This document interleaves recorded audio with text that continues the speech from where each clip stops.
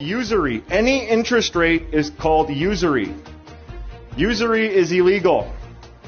So in Christian nations, lending money for an interest rate was illegal.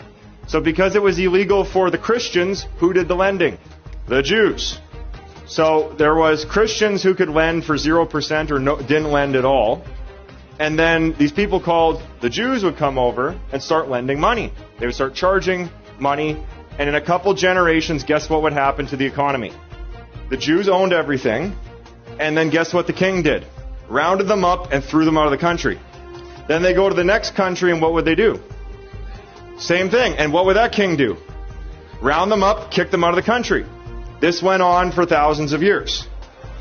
This is why the Jews in history have had no country. Because the king would have, they would say no usury, no money lending, and they would start the money lending, they would start the central bank to compete with the king would kick them out. They go to the next country, do it again.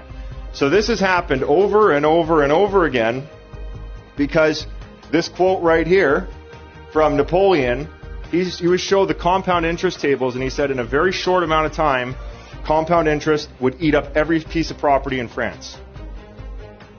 In fact, I'm going to show you how powerful compound interest is. It's a very scary thing. And there's a reason why it was illegal. Illegal in the Christian nations and the Christian philosophy because it would literally enslave people.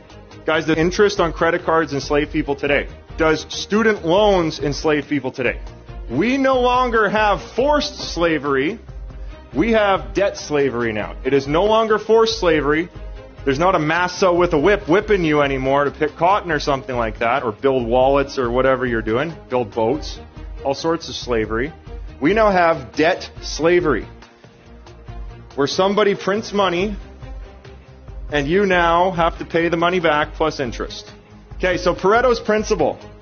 In Italy, an economist named Pareto noticed that 80% of the land was owned by 20% of the families. The start of modern banking was in Italy. You had the Jewish population there, and they would exchange gold for notes. And in Italy, you had the Pareto principle, where 80% of the land was owned by 20% of the people. Who's heard of the 80-20 rule before? That's from Italy. And I want you to write this formula down. Time times compound interest equals power. And today, when you guys are investing in your game, we're going to be doing 30 years of investing over 3 days. So you got lots of time, and you have compounding numbers. So when you compound numbers over time, that becomes extremely powerful.